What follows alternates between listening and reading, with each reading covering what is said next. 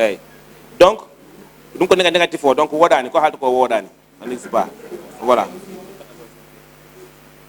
donc a haali haala cimetiére subvention cimetiére yaltani tout ça wala yalti kalis ñamama mi anda c'était 1 million du temps de Samba Nabel mais moi j'ai pas fait de subvention au cimetière par contre agents yi goni toon di ils sont payés par la mairie de Ourossogui wonɓe toon ɓe voilà ils sont 4 c'est 3 ici et goto moderne sont payés par la mairie Ourossogui yoɓata ɓe voilà donc ko kalɗa ko affaire des bureaux pour les emplois des jeunes normalement ko liggéeyma en tant que conseil communal de la jeunesse an fonno wadde un bureau de l'emploi an fonno wadde répertoire des compétences an fonno wadde voilà des compétitions culturelles pour les jeunes foof ça sont ko compétence ma c'était comme le béy di wirini tan quoi tu devais quand même mais peut-être à la budget et non mais je dis c'est une excellente idée quelle question oui non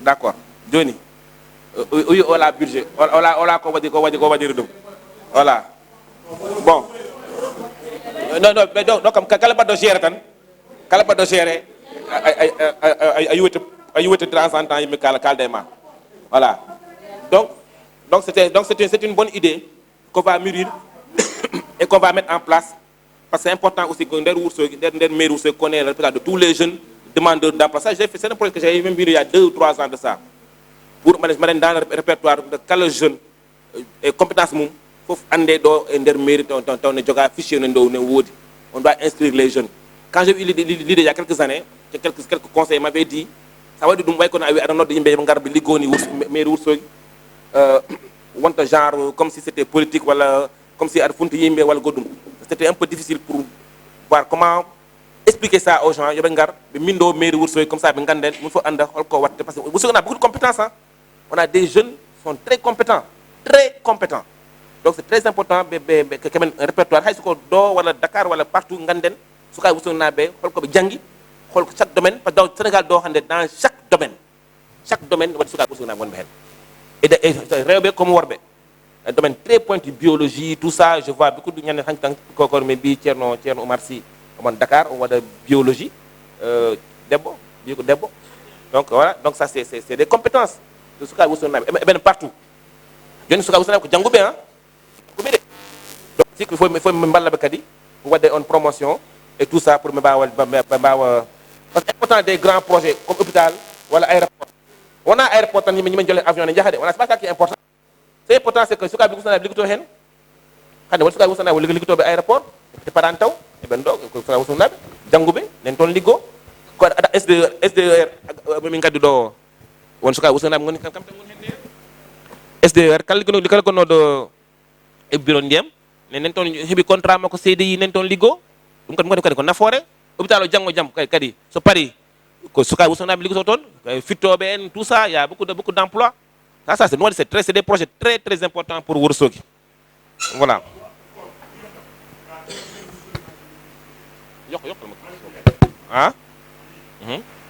oui. Oui. Donc ce qui est important kamɓe fof ils sont en CDD mais en tout cas kamɓe fof ɗoɓe gonni ɗo ils ont des contrats ɓe ngalano ɗum ɗoɓe gonno ɗo attention ɗoɓe gonni temps Siré Dia wonno président Asifor et pas ça il y avait rien mi toña mon cousin préféré voilà donc il y avait rien dal ɓe ngala joni hankkadi au moins eɓe keeɓi toon contrat eɓe jooɓe tous les mois dans de bonnes conditions eɓe jogui couverture maladie soɓe cellani ɓe cafre tout ça ne woodi donc c'est fof ko Ourossogui naɓe donc jetten Allah on banggue quoi eɓe jogui IPRES eɓe jogui foof donc vraiment que voilà ça jiiɗa e gestion de mon cousin là Siré Dia voilà e hay hamadi gawan ka gestionnaire gonnoɗa Asifor gonnoɗa voilà donc won kalduɗani haala sandi xeer kay won kalduɗani haala journée d'excellence c'est une excellente idée on va reprendre ça inchallah pour l'année prochaine journée d'excellence on a fait ça une fois ou deux mais c'est très important de faire la journée d'excellence c'est clair et puis les écoles aussi c'est une priorité on va travailler encore sur les écoles on jiite ni garten ɗo maire école 3 ala mur ni il y avait pas de mur à l'école 4 école 2 il y avait pas de mur école 2 à la mur ni école 1 il y avait rien donc c'est des réalités. Bon voilà on a dépassé ce stade là mais des efforts vont être développés parce que quand même les salles de classe quand même les salles de classe il faut pérenniser. Il y a beaucoup d'efforts à faire sur les salles de classe parce que c'est pas carrelé table manqué. Bon c'est très compliqué pour ce cas même bien ça c'est clair on est public mais vraiment c'est très difficile donc il faut que on va voir tout 2025 on va ici pour vraiment trouver une stratégie en tout cas. J'ai imaginé bon on a débat des idées comme ça qu'on va mûrir commission éducation système de parrainage des salles de classe par des bonnes volontés. Il faut pas ça je dis salle de classe goto mira bon hors salle de classe mi wadde dum parrainer Beydi Ba par exemple Beydi Ba wawi fin de classe o waɗa hen peinture waɗa carrelé faire des tables bancs faire ha feew taw classe o classe ko woni parrain classe o. Donc c'est des idées comme ça qu'on va essayer de mûrir. Musidɓe heɓnen Dakar dans diaspora ils ont les moyens il faut ça risque mo classe goto on wawi fende classe o hayso classe goto on wawi fende ɗum waɗa hen table banc waɗa carrelé feena ha feewa ande o salle de classe kam ko wussonaji tellement kondo dans telle localité on konko da parrainé oɗo classe parce que cette idée là je vais la mûrir mi waɗa ɗum lancer partout comme ça il faut wana parrain classe goto voilà comme ça yes ouais.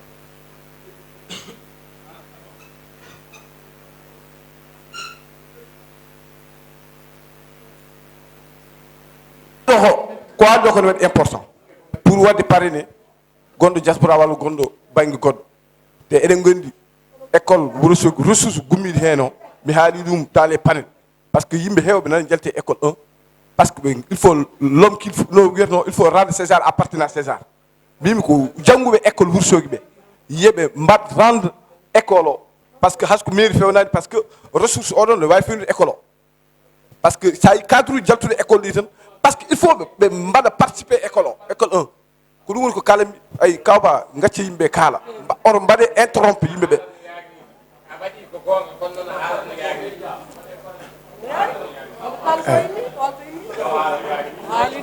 Ok Moussa. Merci. Ok Moussa jarama et je pense que c'est une bonne idée. Je pense que c'est une bonne idée parce que mairie wa wadde fof il faut que sukaɓe Wourossogui naɓe aussi walla ɓiɓɓe Wourossogui kawba voilà il faut que ɓiɓɓe Wourossogui naɓe kadi mbawa wadde hen junggo mabɓe juuɗe mabɓe en tout cas eko watte ɗe wuuro he donc on va lancer dès la semaine prochaine on va waɗe des fiches feene ha feewa waɗe lancé partout au Sénégal et dans la diaspora kala juuɗe wadde parrainé salle de classe goto n'importe quelle école waɗa parrainé autorité de vie au feewnum ha feewa voilà ça c'est une bonne idée qu'il faut mûrir donc joni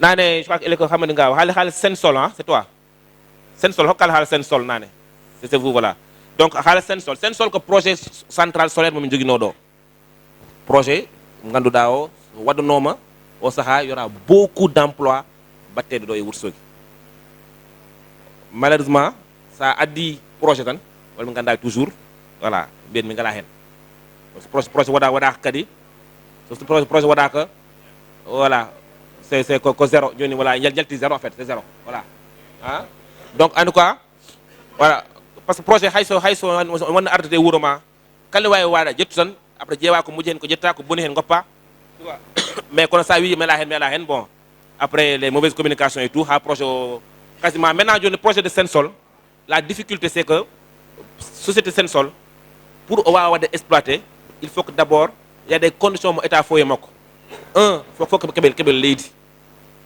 deuxièmement ɓe keɓe les capacités financières et techniques pour pouvoir et troisièmement mbaɗa signer un contrat d'achat d'énergie à Sénélec parce que kamɓe soɓe jeeyi soɓe mbaɗi courant soɓe payni courant ɓe jaltini courant o Sénélec tan jogui droit sodde courant e mabɓe donc que exclusivité donc il faut un contrat avec la Sénélec il y a 3 ans de ça État a changé de politique État nden il y avait plusieurs centrales il y a même une centrale solaire à Sensol ɓe mbaɗi centrale goto to en Bokkol et Sara Louga aussi comment on appelle ça la ville de ok Sakal voilà Sakal et Bokkol voilà, c'est les deux communes di nga daal di bari tonne centrale solaire, il y a des centaines d'emplois nen tonne. Donc on doit parce que finalement l'État a changer pour politique avec la Banque mondiale. L'État a décidé, le Sénélec a décidé de centrale horemum taw nat de par les privés. Donc quand même nat jogaay de contrat d'achat d'énergie avec Sénélec. Donc mais ba wad projet o. Mais que no don bail au titre foncier c'était pour le projet Sensol. S'ils ne réalisent pas les attaques intercommunes de Ourossogui, ils ne peuvent rien faire d'autre que de donner, de rétrocéder le titre à la commune de Ourossogui. C'est ça. Non, pour l'instant, c'est le titre foncier au nom de Sensol. C'est 50 hectares. Si vous regardez les plans, il y a même une partie, Nado et Sipao. Voilà. Donc, une situation hande. Titre, non jodi. Wadak hay dara taw nen ton jodi 50 hectares jango jam peut-être way naf de Ourossogui Nabé qui vont venir après nous qui vont gérer voilà. Donc la formation des conseillers municipaux je suis d'accord hein. On va faire des formations voilà dans le mois Djibikam c'est une bonne idée on va faire la formation des conseillers municipaux ça c'est même tous les 3 mois c'est important mais aussi conseil municipal aussi faut arrêter vos boycotts là hein. On garde conseil kalon c'est mieux des questions politiques tout ça mais il faut arrêter ça n'a pas de sens vraiment mais la dernière fois je vous avais demandé ngare ligoden ngopé les questions politiques ngare ligoden c'est ça qui est important ah voilà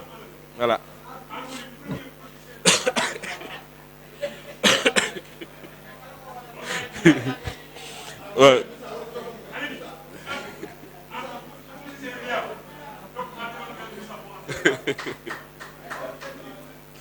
Voilà. En tout cas, vraiment, prochain conseil municipal, que votre budget, votre budget même. Après, voilà. C'est quoi? C'est mieux. Vraiment. Après, je dis qu'on a la prochaine élection, il n'y a pas de problème. Voilà. Donc les Dodan aussi, Ngande aussi Dodan, et il y a des chartes. Dodan, en tant que conseil municipal aussi, Dodan, il y a des chartes. À Mbada Dodan et route nationale. Route nationale à Djéadoum. Route nationale, c'est des routes qui appartiennent à l'État du Sénégal. Alors, il faut qu'il y ait une autorisation à jour, autorisation au ministère des Transports. C'est très compliqué. Mais on va faire la demande pour Dodan. Dodan, c'est s'appelle ralentisseur. Ralentisseur. On va dire Dodan comme.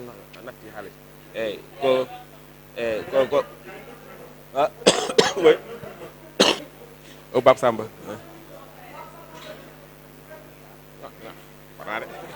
Donc, pour les espaces jeunes aussi connectés, c'est important. Pour le FESCO, Festival culturel de Ourossogui, c'est très important pour Wourongo. C'est très important. Et je pense que je suis d'accord. On va voir dans le budget. On va voir dans le budget de Ourossogui. Chaque année, c'est 10 millions Yaltine et budget Ourossogui. Comme ça, tous les 2 ans, on va organiser le FESCO.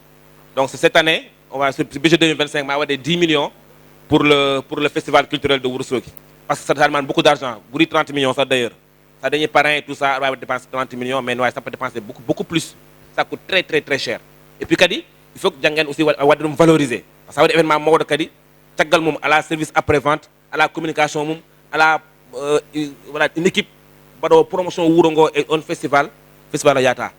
Faut coller un peu sur le festival de Saint-Louis Jazz Festival ou le festival Mochilogne. Il faut que on ait des dates nationales, surtout en plus que on a des dates nationales, mais c'est important c'est que il faut que Wourongo yen horemum kala Sénégal faut and fesco no wodi and kam Wourongo huturo on va valoriser en tout cas un événement culturel. Je vois que RTS ha joni ko image festival culturel Ourossogui très souvent dans leurs émissions. Ça montre que c'était une très grande réussite. Et vraiment, je félicite tous les organisateurs. Il faut féliciter nous. Mais maintenant, il faut professionnaliser. Il faut ça, professionnaliser. Les véritables acteurs, gérer, diriger. Il y a des financements pour faire. Mais Voilà. Mais bilan, Wadama, ils ont fait un bilan. Bilan, Wadama, il n'y a pas de problème. Voilà, bilan, Wadama, pas de problème. Oui, oui. Il n'y a pas de problème. Non, non, vous savez qu'est-ce que faut y pas makadi, vous savez qu'est-ce que vous savez boy do jida. Vous savez qu'est-ce que Johnny, ça veut dire gérer, tu dois être transparent. Quand tu as fait de matin, ça c'est fini ça, comme vous savez boy do, c'est fini ça. C'est fini. Le cabaret gère Houndé, tu dois être transparent. Parce que, voilà. Bon, la salle de fête, hein, c'est la fin de l'année, les travaux vont être faits, il n'y a pas de problème. Ça va être fait. Voilà, j'avais même quelques idées, bon, mais je n'ai pas voulu nader, quoi. pour faire une salle de fête, quoi. Voilà, donc, mais ma wadé dans les jours à venir, Inch'Allah. Voilà, et puis en même temps, école maternelle 2 aussi, Nen Féoné, ça aussi, dans 2 mois, on va finir les travaux. Les grilles aussi, Nen Wadé, faut y me parce que dans les procédures administratives de gestion d'une mairie, Webani, tu as des projets, tu as dans ton compte, c'est-à-dire des procédures normales, ça prend des mois et des mois et des mois. Il faut que tu aies des solutions pour voir des gérer. Et vous savez comme c'est clair, hein? Un maire, moi à la moyenne, un maire, ça c'est clair. Parce que tu avances des sommes, tu fais des engagements, tu préfinances, pour vraiment, ça veut dire appel d'offres, il faut réussir souvent, pour un trésor, c'est très difficile. En plus d'aro, c'est extrêmement difficile. Les maires qui fonctionnent le plus au Sénégal, parce que tous ces maires-là, ils ont d'autres solutions pour accélérer le développement. Donc c'est extrêmement compliqué. Donc les prochains candidats au maire, là, à la maire de Oursogui, ils ont vraiment qu'on parle. Pareil. Voilà. Je parle des prochains candidats. Hein. Voilà. Donc, donc pour terminer, tu veux quoi? On termine tout de suite là.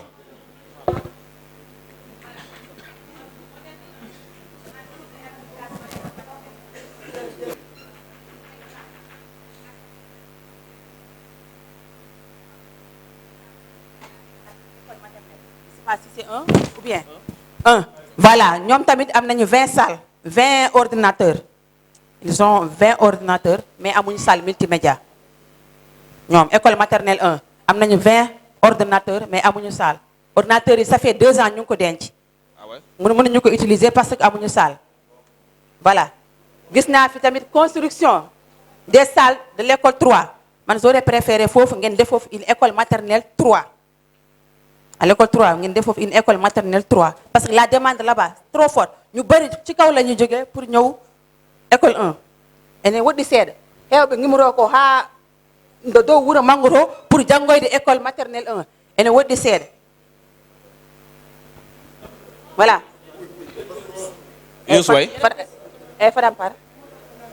Voilà.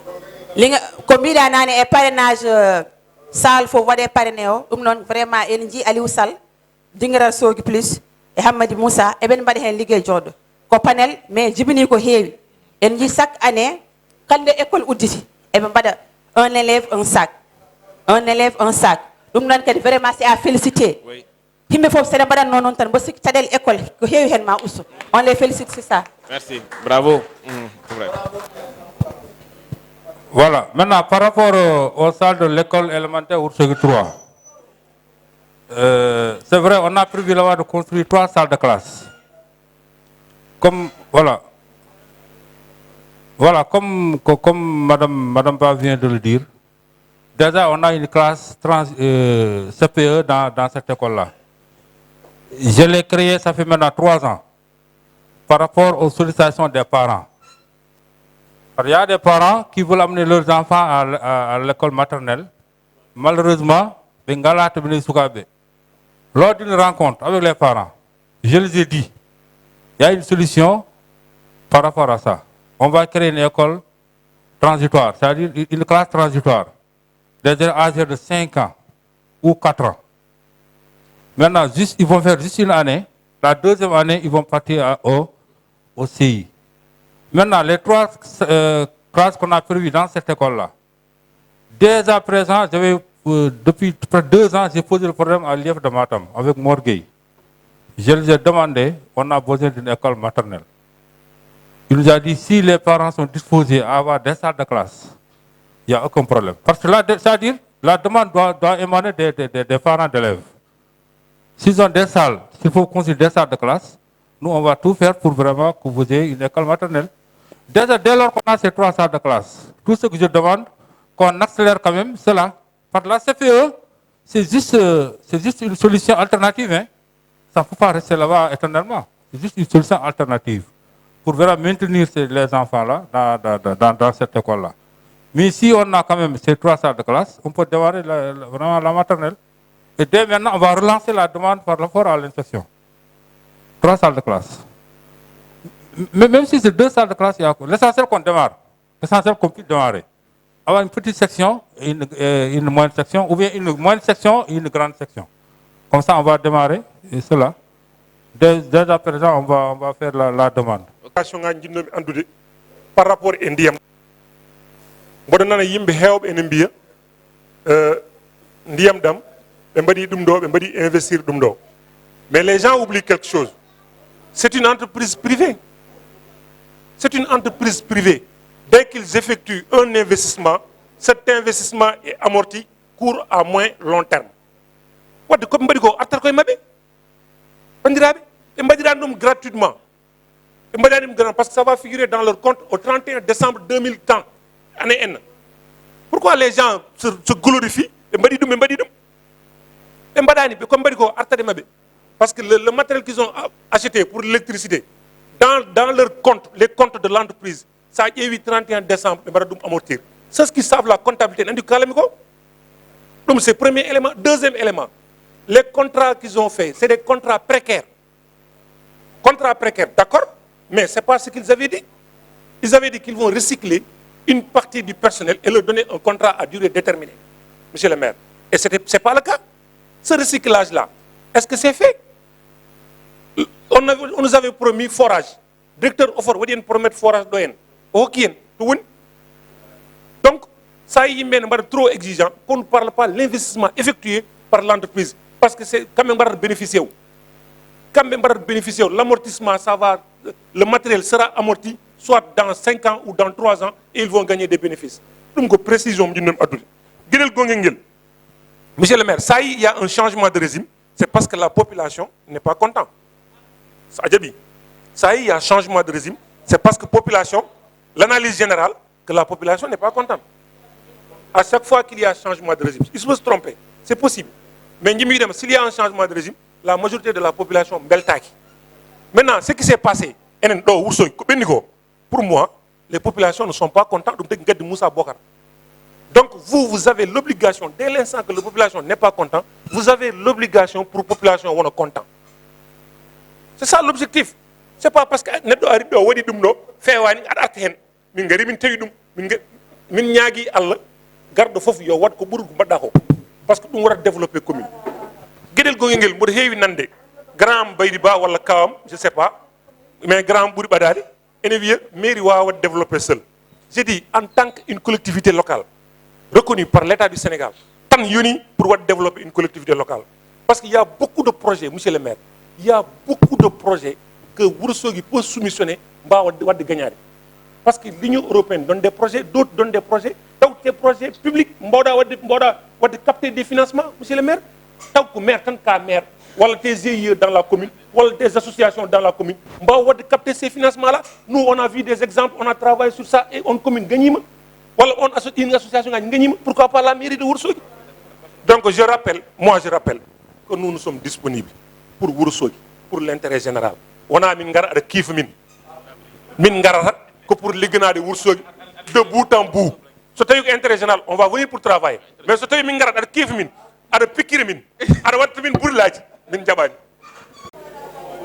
merci, merci.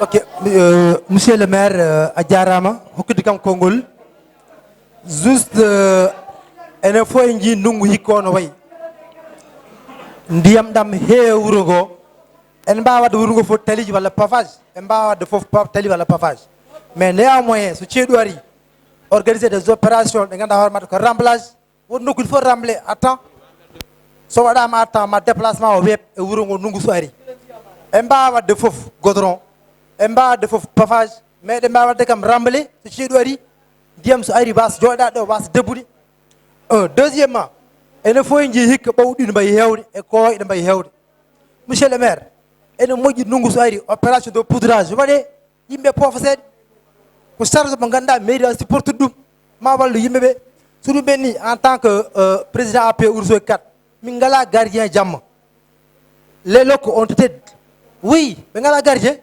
école o dajjitama hikka compteur robinet yewre nawa vaut mieux ƴeewa hol systéme mbawɗen wadde hay école aji daña gardien ngaji jamma par ce que matériel woni toon ko eɗen jiiya aussi il faut qu'on sécurise le pont mo joguiɗen o et gestion de collectivité territoriale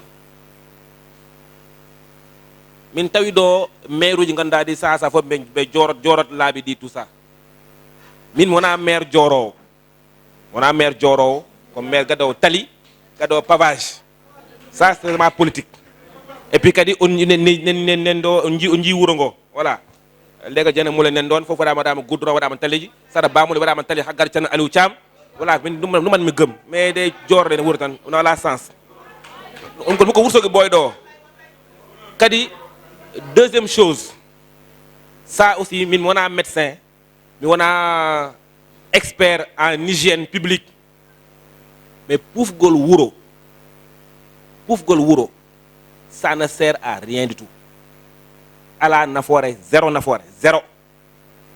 oui sona gada mabba yimɓe a fufa ɗo joni a fufani camɓe ɓoɗi gimmo camɓe gara ɗo lendemain tu vois par exemple dokkumi quoi donc ça ne sert à absolument ala hay goto efficacité d'ailleurs ça ƴeewi Sénégal faut vérifier hein mi anda quelles sont les communes au Sénégal qui font ça hol commune aji mbatta ɗum ɗo e Sénégal ɗum kam matama e commune koto mbatta ɗum min ko ɗum kam Ourossogui tan nanami yimɓe mbiya wuro fufa ko buubi ne keewi nangam c'est des saisons ko période goto mo ganduɗa e nder diwan o alay sago waye noon kowoje en ɓuuɓi ko saaha ndungu de 1 mois 2 mois so yeehi so gasi sa wi aɗa fuufa ɗo kadi ma wel yimɓeɓe wi wuuro ngo fuufa wuuro ngo liggama par ce que nden ɗum wonno ɗo les maires télé ba ɗum tan mbiyanno eɓen liggo par ce que eɓen puufa wuuro ngo fuufa kippe barme kippe nangam tu vois yimɓe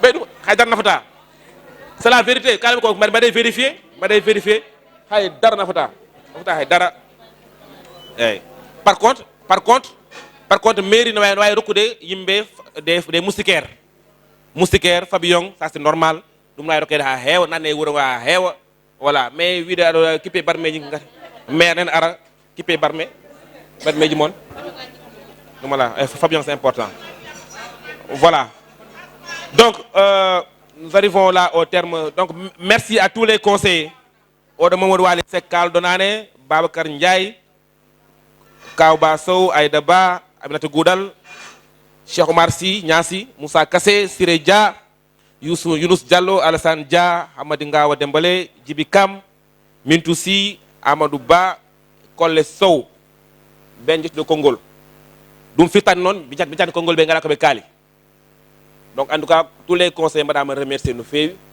et c'est ça Ourossogui. Donc normalement dans 15 ou 17 jours, on aura maintenant une autre réunion pour vote du budget. Notamment financement FESCO et quelques règlements financièrement, on va prévoir pour le budget 2025 on va gérer. Une question aussi à laquelle je dois répondre aussi, parce que comme maire de la transparence, je gestion mairie. Je suis le maire, je suis le chef d'une administration. Organisation mairie, gestion mairie, tout ça c'est la gestion personnelle du maire, la responsabilité du maire. C'est des actes de gestion. Nous devons faire